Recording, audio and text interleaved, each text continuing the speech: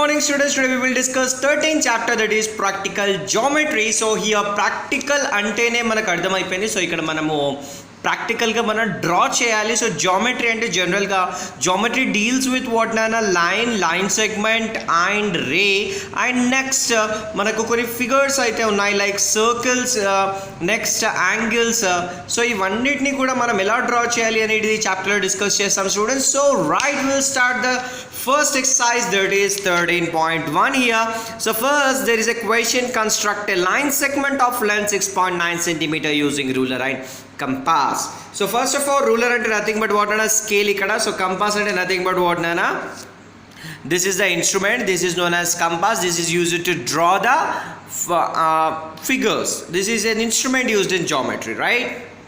So ఇక్కడ first question అయితే మనకు 6.9 సెంటీమీటర్ ఉన్న ఒక లైన్ సెగ్మెంట్ అయితే కన్స్ట్రక్ట్ చేయమని చెప్పారు. సో ఫస్ట్ మీరు ఒక లైన్ డ్రా చేసుకోవాలి, దాని మీద ఒక పాయింట్ని కన్సిడర్ చేసుకోవాలి. సో నెక్స్ట్ రూలర్ తీసుకొని ఎగ్జాక్ట్గా మీరు 6.9 దగ్గర దీని నీడిల్ని అయితే పెట్టేయాలి. So next this should coincide with what నా 0 ఇక్కడ. సో ఇది ఎగ్జాక్ట్గా మనకి ఏంటిదంటే 0తో కోయిన్సైడ్ అవ్వాలి. ఇక్కడ మీరు చూడొచ్చు. సో ఇక్కడ ఎగ్జాక్ట్గా 0తో కోయిన్సైడ్ అవుతుంది, as you all can see here. Right, ఇప్పుడు 0తో ఇక్కడ మనకి ఎగ్జాక్ట్గా 9 దగ్గర ఉండాలి, ఇది 0తో కోయిన్సైడ్ అవ్వాలి. రైట్, సో అలా కోయిన్సైడ్ అయిన తర్వాత మీరు ఏం చేస్తారనంటే, so by putting the needle here you have to draw this. So ఇలా డ్రా చేసేసిన తర్వాత ఇక్కడ మీరు పాయింట్ని తీసుకోండి. సో ఇప్పుడు ఏబి అనేది లైన్ సెగ్మెంట్ అవుతుంది. సో లైన్ సెగ్మెంట్ వచ్చిన తర్వాత so be sure that, so ఇక్కడ మీరు చెక్ చేసుకున్నట్టయితే ఇక్కడ చూడండి ఎగ్జాక్ట్గా మనకైతే ఇక్కడ చూడొచ్చు మీరు. సో నీడిల్ పెట్టిన కాడ నుంచి ఇక్కడ మీరు చూసుకుంటే ఎగ్జాక్ట్గా మనకు వెయిట్ ఫోకస్ అవుతుంది.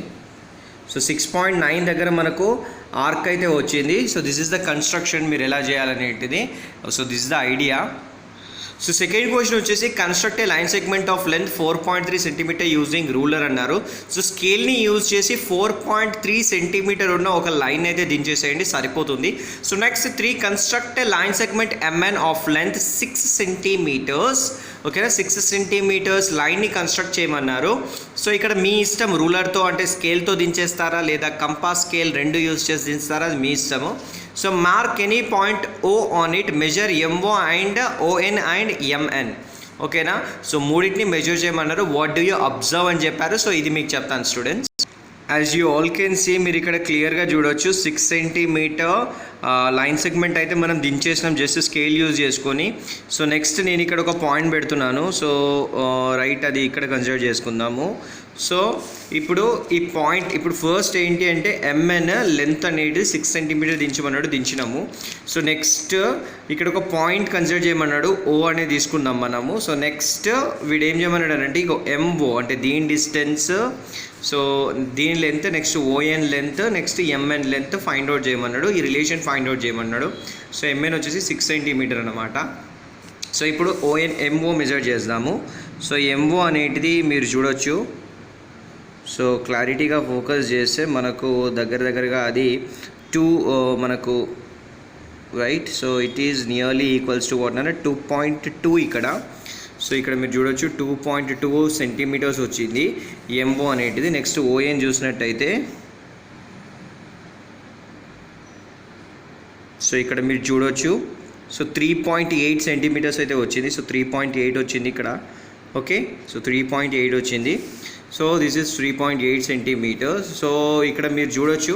So MO plus ON is equals to MN వస్తుంది. So 2.2 centimetres plus 3.8 centimetres gave us what 6 centimetres. So అంటే ఈ లైన్ సెగ్మెంట్స్ని యాడ్ చేస్తే మనకు total length of the line MN వచ్చింది. సో ఇప్పుడు 2.2 ప్లస్ 3.8 అంటే 6 centimetre is equals to what 6 centimetre అయితే వచ్చింది. Right students. సో నెక్స్ట్ ఇది మీకు హోంవర్క్ ఇస్తున్నాను. సో ఒక లైన్ సెగ్మెంట్ని దించండి. సో 12 సెంటీమీటర్స్ ఉండాలి.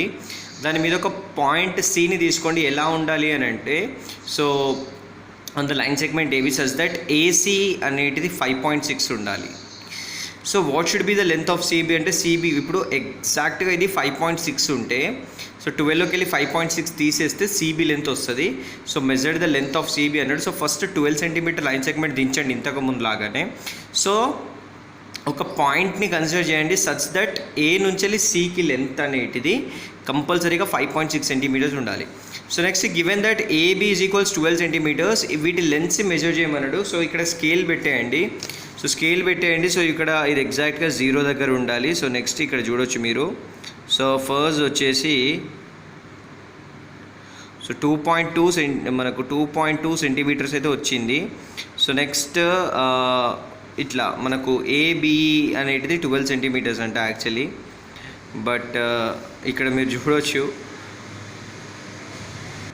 సో ఇక్కడ ఏబి అనేది 12 సెంటీమీటర్స్. సో ఇది 12 సెంటీమీటర్స్ ఇచ్చిండు, కానీ యాక్చువల్గా దీని లెంత్ వచ్చేసి మనము రూలర్తో మెజర్ చేస్తే 2.2 సెంటీమీటర్స్ వచ్చింది. సో దీన్ని కన్సిడర్ చేయకుండా జస్ట్ వీటి మెజర్స్ ఏవైతే ఉన్నాయో, సో ఫస్ట్ సిడి ఒక లెంత్, నెక్స్ట్ డిబి ఒక లెంత్, నెక్స్ట్ ఈఏ ఒక లెంత్, నెక్స్ట్ ఏడి ఒక లెంత్. సో వీటిని మీరు స్కేల్తో మెజర్ చేసి రాయండి. సో నెక్స్ట్ వెరిఫై చేయండి ఏంటి అని అంటే ఏఈలోకి వెళ్ళి సిని తీసేస్తే ఏసీ వస్తుందా లేదా అనేది ఇది చేయండి. So this is 5th question, ఇది మీ హోంవర్క్ ఇక్కడ. సో నెక్స్ట్ ఇది 6th క్వశ్చన్ నేను డిస్కస్ చేస్తా. సో ఏబి అనేటిది 3.8 సెంటీమీటర్స్ అంట. Construct MN by compasses such that length of MN is thrice of AB. ఓకేనా?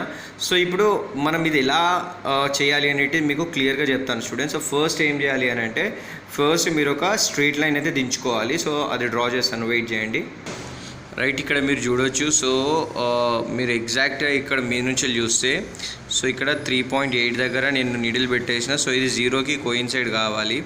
సో ఇట్లా అయిన తర్వాత వాడు ఏమన్నాడు అని అంటే, ఫస్ట్ సో ఎంఎన్ అనేది ఒక లైన్ సెగ్మెంట్ అంటే ఫస్ట్ స్ట్రైట్ లైన్ తీసుకొని, సో ఎంఎన్ అనేది థ్రైస్ ఆఫ్ ఏబి అంటే, సో ఫస్ట్ ఇది ఏబి లెంత్. ఇప్పుడు మీరు ఒక పాయింట్ తీసుకోండి. సో ఫస్ట్ పాయింట్ తీసుకుంటేనే కరెక్ట్ ఉంటుంది.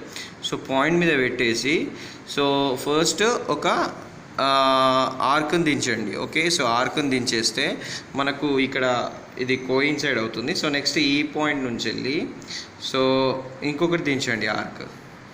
ఓకేనా? సో మళ్ళీ ఇక్కడ కోయిన్సైడ్ అవుతుంది. సో నెక్స్ట్ మళ్ళీ ఇక్కడ నుంచి వెళ్ళి మళ్ళీ దించండి. ఓకేనా? సో ఇది ఫైనల్ ఇంకా. సో ఇప్పుడు వాడు ఏమన్నాడు అని అంటే, ఏబి యొక్క లెంత్ వచ్చేసి 3.8 సెంటీమీటర్ అన్నాడు. సో ఎంఎన్ అనే ఒక లైన్ ఉందంట, అది 3 టైమ్స్ ఆఫ్ ఏబి ఉంటుందంట. అంటే ఏబిని మనము 3 సార్లు దించాలి అన్నమాట, వాడే చెప్పింది కదా.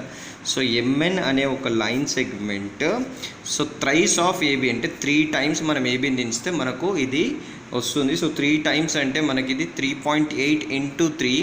సో 3.8 ఇంటూ 3 అని అంటే 3 8 24. సో 3 3 9, 9 + 2 ఎంత 11, 11.4 అయితే రావాలి మనకు ఆన్సర్. సో చెక్ చేద్దాము. సో ఇట్లా చెక్ చేసుకుంటే ఏంటి అని అంటే మనకు క్లారిటీ వచ్చేస్తుంది, అంటే మనకు కరెక్ట్ వచ్చిందా లేదా రాంగ్ వచ్చిందా ఏంటి అనేది మనకు ఒక క్లారిటీ అయితే వస్తుంది. సో ఇక్కడ మీరు చూడవచ్చు. So we got,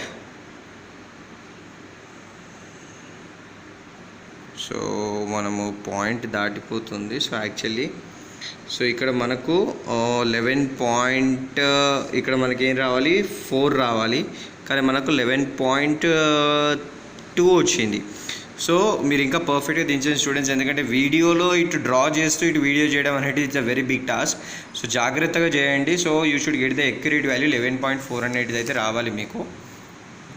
so next మనకు 11.2 13.2 వచ్చేసి construct a circle with centre M and radius 4 centimetres అని అన్నారు. సో ఇక్కడ మనము రేడియస్ అంటే మనము ఒక లెంత్ని 4 సెంటీమీటర్స్ని తీసుకొని, సో నెక్స్ట్ డయామీటర్ 10 అన్నారు. సో ఇక్కడ మనకు ఒకటి గుర్తుపెట్టుకోండి. సో మనకు తెలిసింది ఏంటంటే diameter is equals to 2 times of radius, radius is equals to diameter by 2. So radius is equals to what నాన్న, ఇక్కడ మనకు డయామీటర్ ఇస్తే 10/2 is equals to 2 1s 2 5s. Radius అనేది హాఫ్ ఉంటుంది ఎగ్జాక్ట్గా. సో రేడియస్ 5 సెంటీమీటర్ తీసుకోవాలి. సో ఎప్పుడు కానీ రేడియస్లతోనే మనం దించి వస్తుంది. సో ఇప్పుడు ఇక్కడ మీకు ఒక్క ప్రాబ్లం చెప్తే సరిపోతుంది, మిగతా అని మీరు ఓన్గా చేసుకోవచ్చు. ఫస్ట్ థింగ్ ఏంటి అంటే మీరు రూలర్ తీసుకోవాలి. So where is the ruler? So ruler తీసుకున్న తర్వాత ఫస్ట్ క్వశ్చన్ వచ్చేసి మనకు 4 సెంటీమీటర్ రేడియస్తోని మనకు స్కేల్ డ్రా చేయమని అన్నారు. సో 4 సెంటీమీటర్ అంటే ఇగో ఈ పాయింట్ దగ్గర పెట్టేసి ఇది జీరోతోని కోయిన్సైడ్ అయ్యేటట్టుగా తీసుకోవాలి. ఓకేనా, సో అట్లా తీసుకుంటాను, వెయిట్ చేయండి. సో ఎగ్జాక్ట్గా ఇప్పుడు ఈ సెటప్ అనేటిది 4 సెంటీమీటర్స్ ఉన్నది. సో ఇక్కడ ఈ నీడిల్ 4 దగ్గర ఉండాలి, ఈ నీడిల్ 0 దగ్గర ఉండాలి. సో ఉన్న తర్వాత జస్ట్ నేను చెప్పి ట్రిక్ ఫాలో కండి. సో ఇప్పుడు పెన్సిల్ని ఈ రకంగా పట్టుకొని ఇట్లా తింపండి జస్ట్. సో తింపితే మీకు సర్కిల్ అనేది వచ్చేస్తుంది ఈజీగా. So just తింపేయండి. సో ఇది దించడానికి చాలామంది కష్టపడతారు, సో అంత కష్టం అవసరం లేదు. సో చూడండి మీరు ఎగ్జాక్ట్గా సర్కిల్ అయితే వచ్చింది మనకు. సో ఇది పాయింట్, సో ఇక్కడ పెట్టి దింపినాము. సో ఇక్కడ నుంచి ఇక్కడికి మెజర్ చేస్తే మనకు 4 సెంటీమీటర్ అయితే రావాలి. So we will check it. ఓకేనా, సో ఇక్కడ మీరు చూడవచ్చు ఎగ్జాక్ట్లీ చూడండి స్టూడెంట్స్. సో ఎగ్జాక్ట్గా మనం ఈ పాయింట్ నుంచి చూసుకుంటే సో ఎగ్జాక్ట్గా 4 సెంటీమీటర్స్ ఉంది మనకు. So this is the thing, ఇట్లా దించాలి మీరు దించితే. సో నెక్స్ట్ ఏం చేయాలని అంటే రేడియస్ వచ్చేసి 5 సెంటీమీటర్తో దించండి, 2 సెంటీమీటర్, 3 సెంటీమీటర్, 4 సెంటీమీటర్, 5 సెంటీమీటర్స్తో సర్కిల్స్ దించండి. సో ఏదైనా ఒక సర్కిల్ దించేసి ఒక సర్కిల్ని ఒక ఏ అనే పాయింట్ని సర్కిల్ మీద పెట్టండి. బి అనే point interior of the circle అంటే సర్కిల్ లోపల ఉంటుంది. సో బి అనేది లోపల పెట్టేయండి. సి అనేది ఎక్స్టీరియర్ ఆఫ్ ద సర్కిల్ అంటే సర్కిల్ బయట ఒక పాయింట్ పెట్టేసి దించేయండి. So this is all about 13.2 ఇక్కడ. So now will discuss 13.3. So ఇక్కడ draw a line segment PQ 5.8 centimetres and construct its perpendicular bisector అన్నారు using ruler and compass. So ఇక్కడ మీకు స్టెప్స్ చెప్తాను ఎట్లా చేయాలనేది. సో ఫస్ట్ మనము లైన్ సెగ్మెంట్ అయితే కన్స్ట్రక్ట్ చేసుకుందాం 5.8 సెంటీమీటర్స్ది. ఓకేనా స్టూడెంట్స్. సో ఇక్కడ మీరు చూడొచ్చు స్టూడెంట్స్. సో ఫస్ట్ ఇక్కడ మీరు PQ అనే ఒక లైన్ సెగ్మెంట్ అయితే తీసుకున్నాము. సో ఆ లైన్ సెగ్మెంట్ ఎట్లా కన్స్ట్రక్ట్ చేయాలి అనేది మీకు చెప్పిన. సో రూలర్ యూజ్ చేసుకొని చేయొచ్చు, లేదా పెయిర్ ఆఫ్ కంపాస్ను రూలర్ యూజ్ చేసుకొని చేయొచ్చు. సో మనం ఫస్ట్ ఎగ్జాంపుల్లో డిస్కస్ చేసినట్టు ఇప్పుడు ఇది 5.8 సెంటీమీటర్ ఉంది ఎగ్జాక్ట్గా. సో ఈ సెటప్ ఎగ్జాక్ట్గా 5.8 సెంటీమీటర్ ఉంది. సో ఇక్కడ మీరు ఒకటి సింపుల్ థింగ్ ఏంటి అంటే పర్పెండిక్యులర్ బైసెక్టార్ దించాలి అంటే సో మోర్ దెన్ హాఫ్ అంటే ఇంత తీసుకోవచ్చు, మోర్ దెన్ హాఫ్. సో ఇక్కడ ఎగ్జాక్ట్గా మోర్ దెన్ హాఫ్ అంటే మీకు నచ్చింది, హాఫ్ కన్నా ఎక్కువ ఉండాలి. సో ఇక్కడ నుంచి ఒక ఆర్క్ అయితే దించేయండి. ఓకేనా, సో ఇట్లా ఒక ఆర్క్ దించేయండి. మళ్ళీ ఇగో ఈ పాయింట్ దగ్గర పెట్టేసి నెక్స్ట్ ఇక్కడ ఒక ఆర్క్ దించేయండి. ఓకే, సో నెక్స్ట్ అదే రకంగా సో ఈ పాయింట్ దగ్గర మీరు ప్లేస్ చేసి సో ఇక్కడ ఒక ఆర్క్ దించండి. ఓకేనా, సో నెక్స్ట్ ఈ పాయింట్ దగ్గర పెట్టేసి నీడిల్ని వెయిట్ సో ఇక్కడ దించండి. సో దించిన తర్వాత మీకు ఇక్కడ 2 పాయింట్స్ అయితే వస్తాయి. ఓకేనా, సో 2 పాయింట్స్ వస్తాయి. సో వీటిని స్కేల్ యూజ్ చేసుకొని జాయిన్ చేయండి. నేను జాయిన్ చేస్తాను, వెయిట్ చేయండి. సో ఇక్కడ మీరు క్లారిటీగా చూడవచ్చు 5.8 సెంటీమీటర్స్ని మనము మనము మోర్ దెన్ హాఫ్ డిస్టెన్స్ తీసుకొని రేడియస్ చేంజ్ చేయకుండా సో ఇట్లా ఒక ఆర్క్, ఇటు ఒక ఆర్క్, నెక్స్ట్ ఇక్కడ పెట్టేసి ఇక్కడ ఒక ఆర్క్, నెక్స్ట్ ఇక్కడ పెట్టేసి ఇక్కడ ఒక ఆర్క్ తీసేస్తే మనకు ఇక్కడ 2 డాట్స్ వస్తాయి. వీటిని స్కేల్తో దించాలి. సో దించిన తర్వాత మీరు ఇక్కడ చూడవచ్చు. సో ఇప్పుడు ఈ స్కేల్ నుంచి ఇక్కడికి ఎగ్జాక్ట్గా మనకు 5.8ని మనము 2తో డివైడ్ చేస్తే ఏమవుతుంది. సో 5.8ని మనము 2తో డివైడ్ చేస్తే 2 2s 4, ఇక్కడ 18 అంటే 2.9 రావాలి. సో చూద్దాం మనకి ఏ లెంత్ వచ్చింది అనేది.